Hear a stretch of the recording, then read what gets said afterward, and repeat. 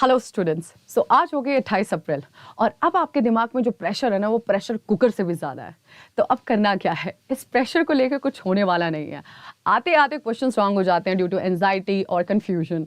अब self doubt इस समय आप बिल्कुल नहीं कर सकते। इस समय तो आप अपने आप पे भरोसा करना ही होता है। आप अपने पे भरोसा मत कीजिए, बट एक बार मुझ पे भरोसा करके देखिए।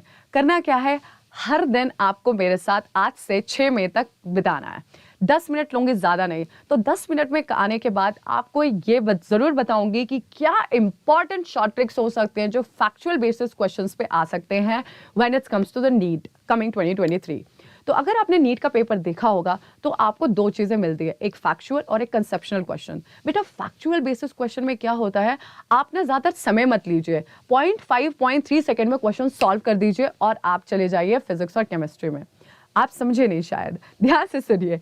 अगर मैं बोलती हूँ बॉटनी और जूलॉजी हो गया तो उसमें दो तरह के क्वेश्चन आते हैं, फैक्चुअल और कंसेप्शनल। अब बेटा कंसेप्शनल को सॉल्व करने के लिए आपको लेक्चर को अंडरस्टैंड करना पड़ता है, उसमें थोड़ा टाइम देना पड़ता है। लेकिन ये जो फैक्चुअल वाले क्वेश्चन होते हैं वो ट्रिक बेस्ड होते हैं।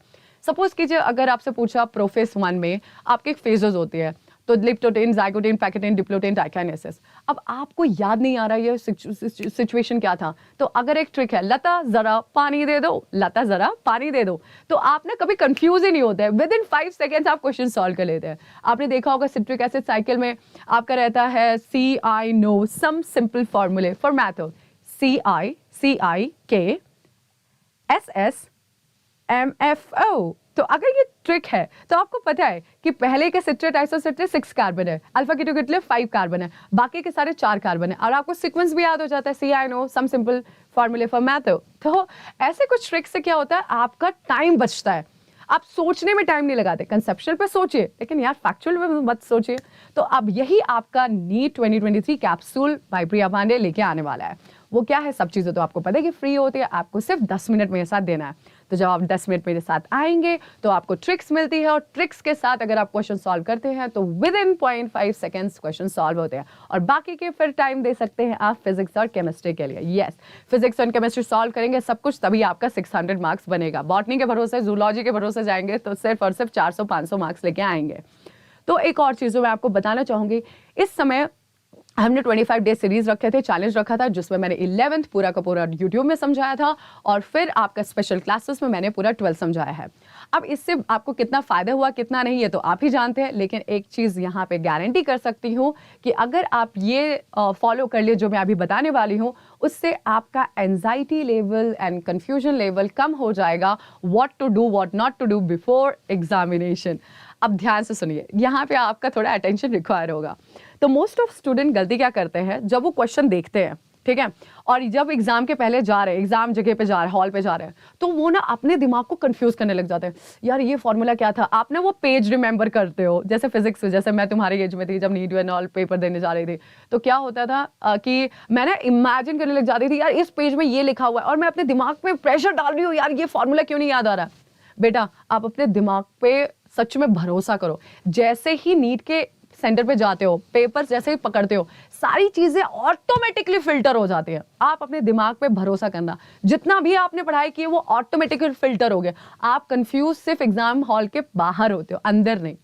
पॉइंट नंबर 1, ब्रेन पे ट्रस्ट करना है, वो सारी चीज फिल्टर करके देगा जैसे ही आपने क्वेश्चन पेपर देखा है।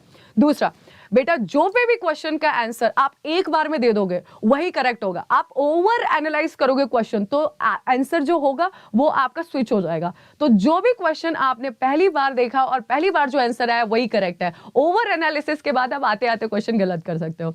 तीसरा, जब पे भी आप पढ़ाई कर रहे हो तो आपको यह सोचना चाहिए कि अब आपको मॉक टेस्ट, अब आपको कोई भी टेस्ट सीरीज नहीं फॉलो करनी है। एक हफ्ते के लिए सिर्फ आपको एनसीईआरटी में जो भी आपने इंपॉर्टेंट लिखा था, फ्लो चार्ट बनाया था, ट्रिक्स बनाए थे, आपको वो ध्यान से देखना है। बॉटनी जूलॉजी के लिए तो आप ध्यान से बता रही हूँ, आपको कोई भी नया कोई भी मॉक टेस्ट एग्जाम के एक हफ्ते पहले नहीं देना है। आपको सिर्फ और सिर्फ और सिर्फ और सिर्फ अपने पर्सनल कंटेंट पे ध्यान देना है कि मैंने इस चैप्टर को कैसे पढ़ा था, फ्लो चार्ट क्या था, पीवाईक्यू था, एमसीक्यू क्या था, मैंने जो देखा था वो करना है, नया कहीं भी नहीं करना है। ठीक है। जो चौथा है, आप अपने पर्सनल लाइफ को थोड़ा सा लिमिटेड कर दीजिए। अगर आप अपने दोस्तों से क्वेश्चन पूछते हैं, यार तेरा कितना हो गया, मेरा कितना हो गया, तो इसी समय पे होता है आपका मेंटल हरासमेंट शुरू हो जाता है। किसी ने कह दिया यार मेरे तो 4 के 4 लेक्चर खत्म हो गए और आप अभी एक ही लेक्चर में पढ़े हुए रिवीजन के, तो यहाँ पे कंफ्यूजन होता है। तो दोस्तों से बात थोड़ा कर दीजिए, क्योंकि वो तो चाहते नहीं ना कि आपके सीट लगे। तो ऐसा नहीं है कि दोस्त नहीं चाहते, दोस्त बिल्कुल चाहते होंगे, लेकिन थोड़े बहुत अगर अपने चांसेस है भी जाने के तो इस समय नहीं होते हैं। अगर आप किसी भी रिलेशनशिप में है, फलाना है, तो बेटा थोड़ा सा उसको साइड कर दीजिए, बात कीजिए एक ही बार पे, एक ही टाइम पे, लेकिन ज़्यादा भी वहाँ पे बात करने की ज़रूरत नहीं होती है। Last but not the least, have a trust on your self. आपको अपने ऊपर डाउट नहीं करना है, क्योंकि जब अपने आप पर डाउट करते हैं, पैनिक होते हैं, अपने आप पे भरोसा नहीं करते हैं, बिलीव में आते आते सिचुएशन खराब हो जाते हैं, आते आते आंसर्स खराब हो जाते हैं। क्लियर?